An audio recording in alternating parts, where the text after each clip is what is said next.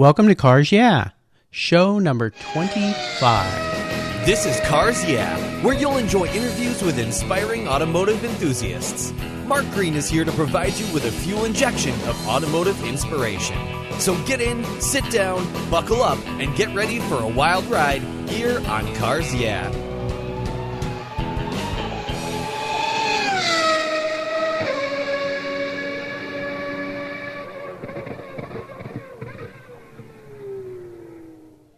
Hello, automotive enthusiasts. I am very excited to introduce my special guest today, Bill Neale. Bill, are you buckled up and ready for a fun ride? I think I'm ready. All right. It's great to have you here. Bill Neale is a foremost painter of automobiles, drivers, owners, and the racetrack. Motion plays a big part of his colorful technique, and his work can be found in galleries and collections around the world. His involvement with aviation often shows up in his work, resulting in compositions that include cars and airplanes. Bill is a Peter Helk and Athena award-winning member of the Automobile Fine Arts Society and serves on their board of directors. His credits cover a wide range of automotive events, magazines, event posters, and much more. Bill's a true gentleman, and he's been a passionate car guy his entire life. So, Bill, I've told our listeners a little about you. Would you take some time and share more about your history, about your career as an artist, your interests, and your passion for automobiles? Thank you. I appreciate that. I have been interested in aviation since I was quite small, and it naturally led me into automobile racing. I had an uncle who was very instrumental in taking me to the first races I ever saw. They were on a dirt track near Arlington Downs. I found out over the years that I was just drawn naturally to it. The aviation thing started first, I guess, and then later involved in naval aviation during World War II. I found out that it was just kind of a natural swing to the involvement with auto racing. And over a period of years, I've been very fortunate in meeting some very well-known people in racing, and it's looks like it's continued into my retirement.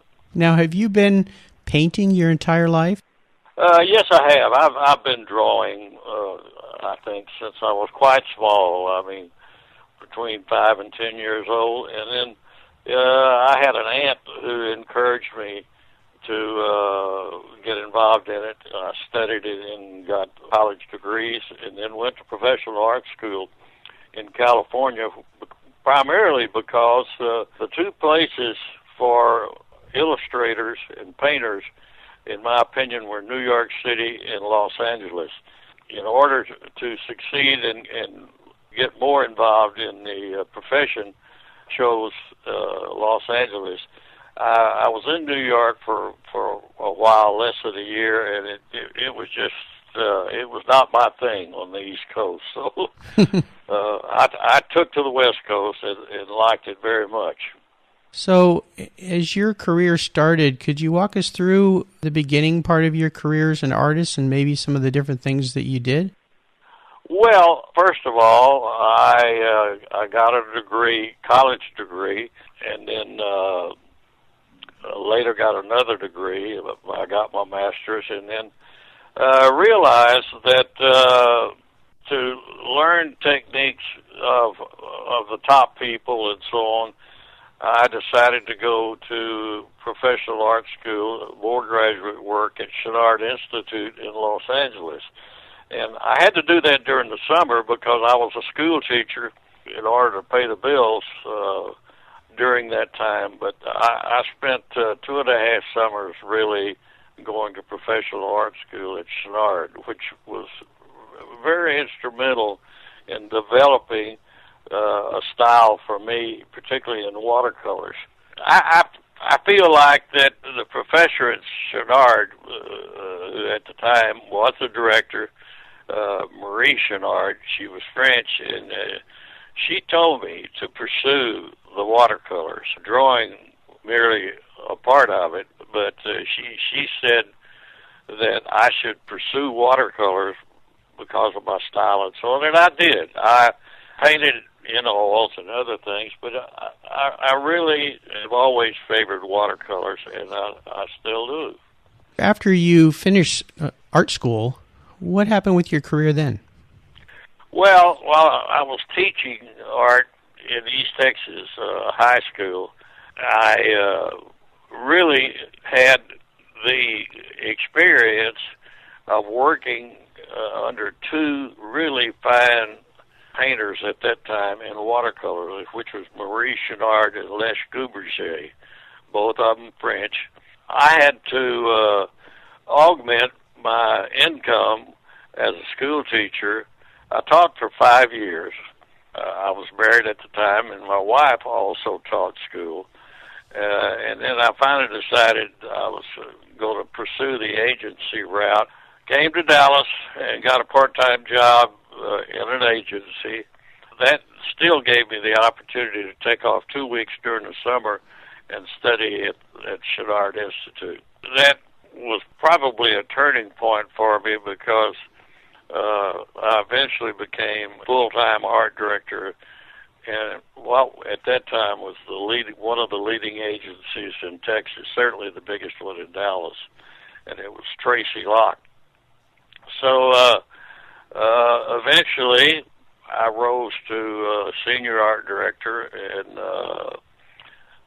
later on I was able to establish and start another wing under Tracy Locke. It was really an art studio, which became another full-service agency, and then over the years I was able to buy that agency and develop it, and then founded what was then Point Communications, which became a full-time agency.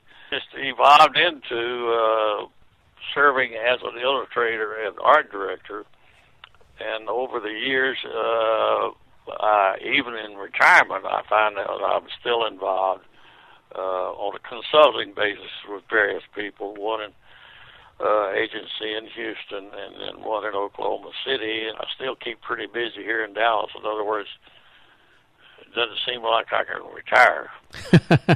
Well, when you're doing what you love, sometimes maybe it doesn't seem like you're working. No, that's very true, and I still have the opportunity to do pretty much, what I want to paint. I've always said that somebody said, when you retire, when you stop, and I said, it all depends. When I get tired of doing what I do, and because I enjoy it so much, I'll just quit altogether. But that day has never come, and I still stay very much involved. Well, I'm glad to hear that. Were you doing a lot of painting during those many years with the agency? It was strictly at night. Come home and eat, and then raising the kids. We have 2 daughters and 1 son. I would paint at night many times to midnight. That's when I would paint, primarily at night. Well, since I've known you, and it's been many years, I've always thought of you strictly as a painter, so it was very interesting learning about your history with the agency and commercial art. So I appreciate you sharing that with us. Well, thank you. Sure. Bill, I always like to start part of our interview here with a success quote, something that's been instrumental in forming your success in your life. It's a great way to get the inspirational tires turning here on Cars Yeah. So, Bill, take the wheel. Well, I feel that, if you really like to do something in the way of a profession, pursue it one way or another, because you'll be a lot happier doing what you enjoy.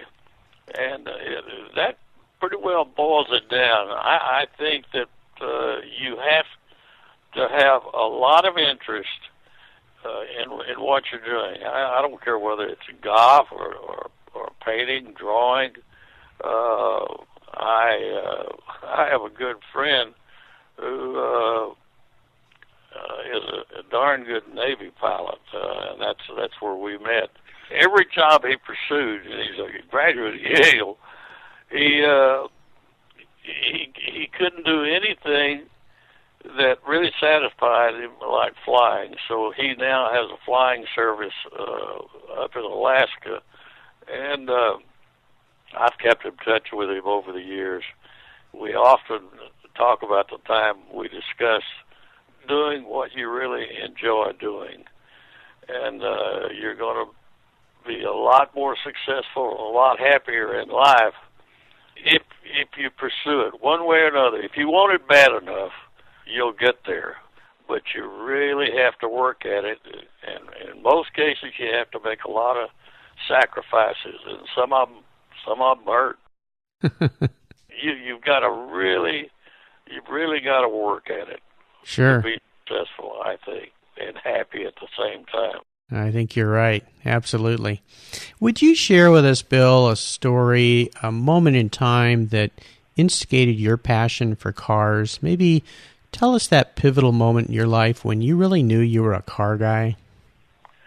Well, whether or not I really knew it, it gets back to when the uncle took me to the dirt car races at Arlington Downs, which was a racehorse track. I remember I must have been like 10 years old about.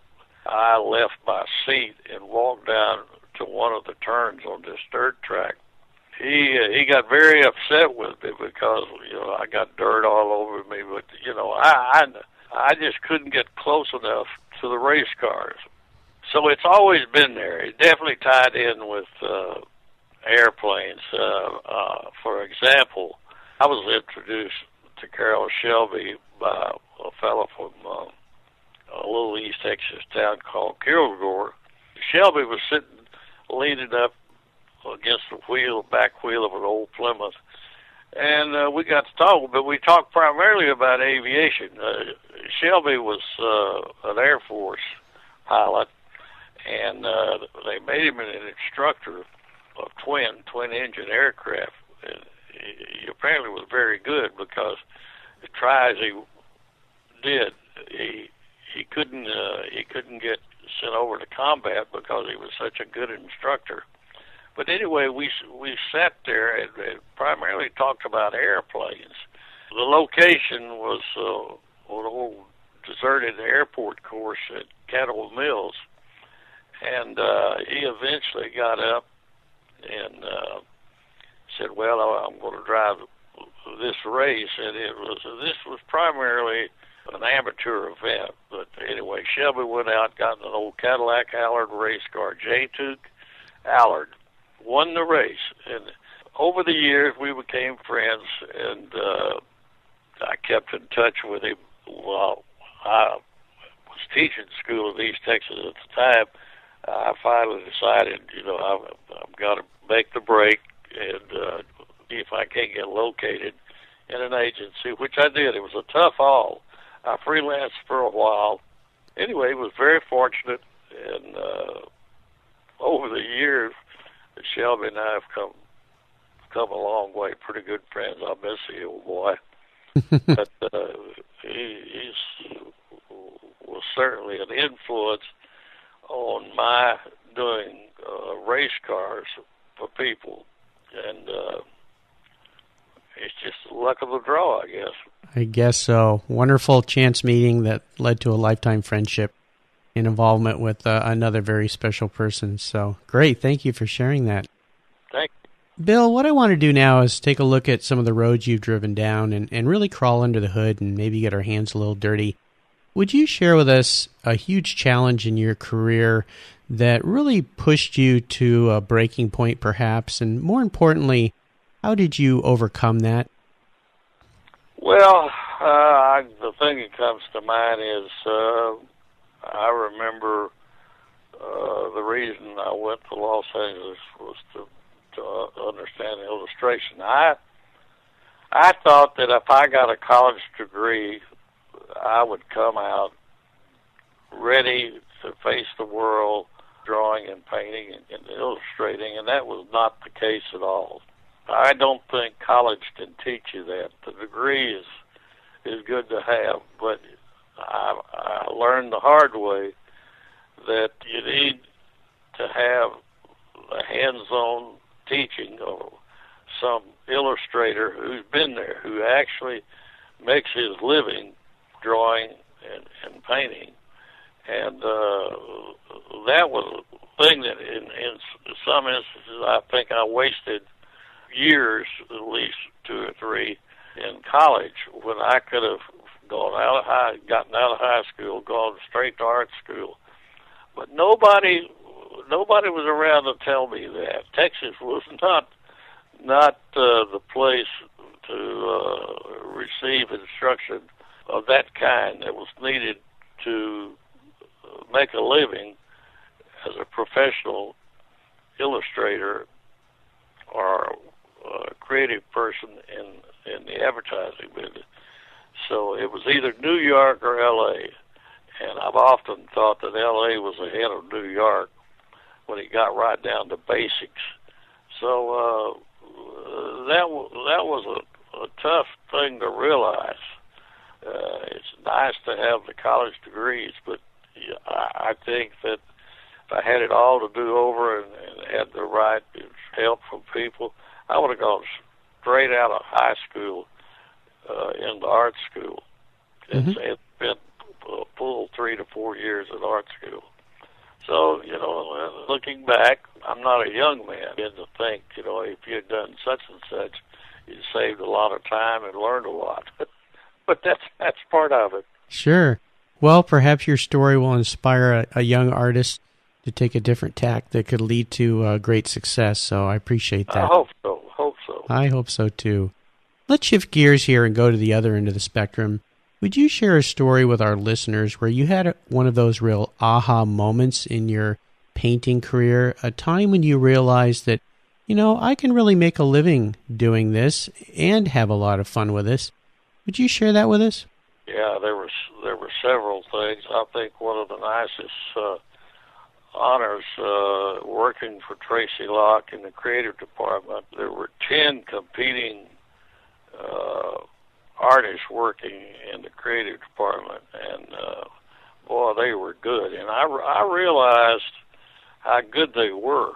All of them were older than I, even though I had spent over 4 years in the Navy, and basically my career started after I got out of the Navy in World War II. But I think that realizing that you've got so much to learn comes as a real shock, and a lot of people aren't willing to pay their dues in learning and competing. It's too easy to say, man, I can't do that. But if you stick to it and really work at it, and you want it bad enough, you can get there. And you can't count the hours, the days, the months, years. No fixed number on those things that will tell you how long it'll be before you're successful. You really gotta pay your dues. Sure, absolutely. Great advice. Let's have a little fun here, Bill. Can you share with us your first car and any special memories you have with that first car? First car I had was a 1940 Ford that I bought from a man in West Texas that had been saved up for a son who was killed in World War II. And he came to me one day and he said, I've had this car, and it was almost a mint, pristine 1944 V8 coupe. And anyway, he sold it to me, wanted someone to have it, and that really was. I had an earlier Model A when I was a senior in high school with 3 other guys. But the 1940 Ford, ended up getting married in that car. My wife and I had it for 12 years.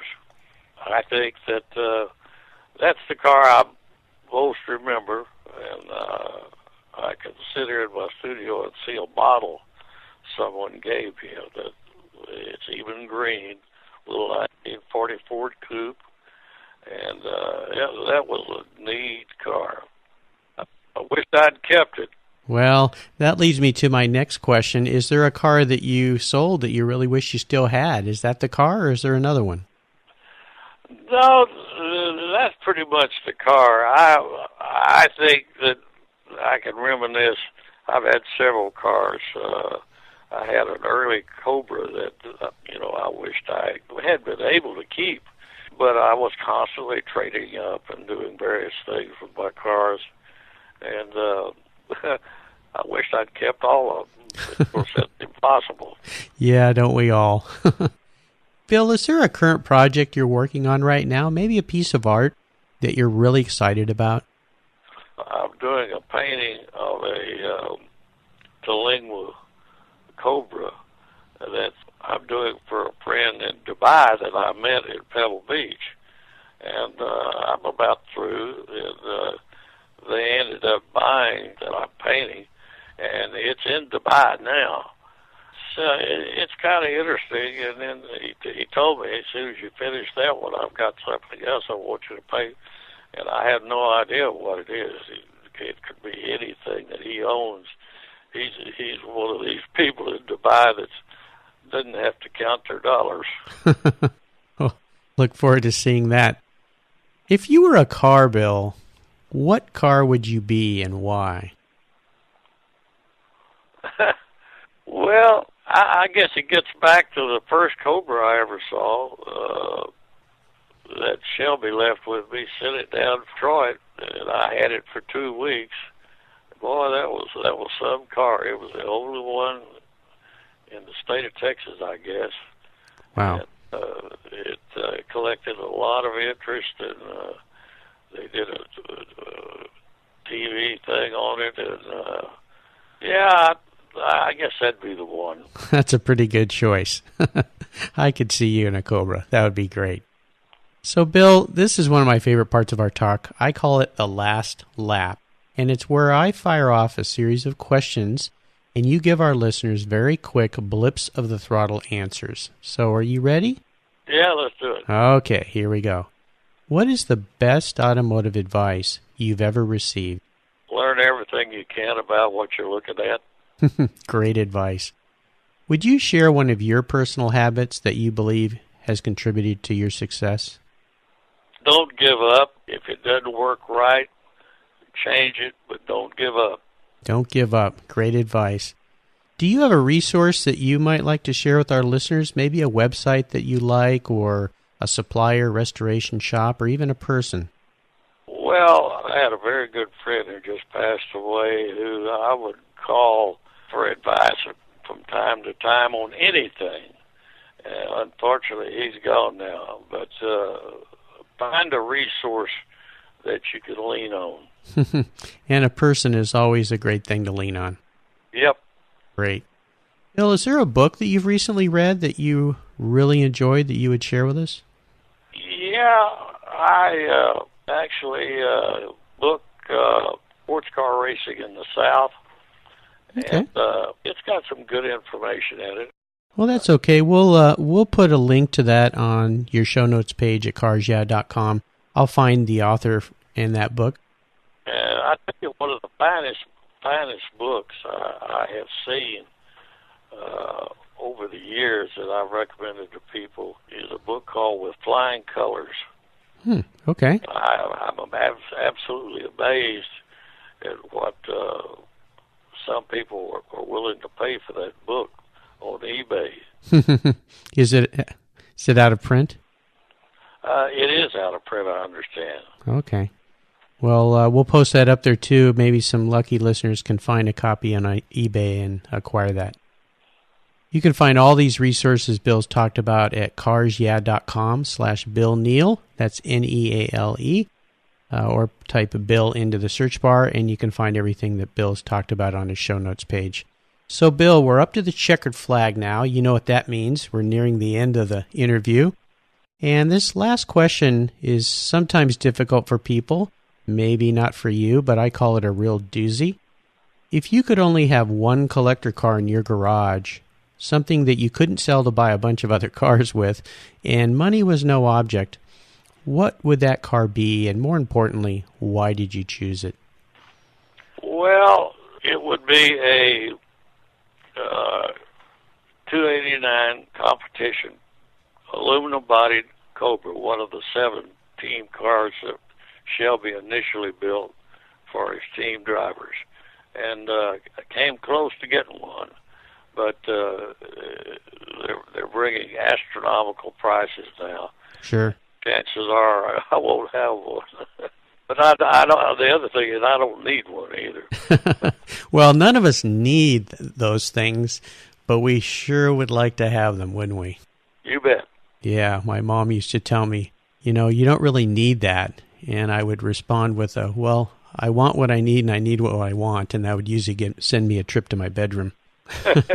So, very good. Well, Bill, you've taken us on a great ride here today, and I've really enjoyed your stories. It's so nice of you to share them with our listeners.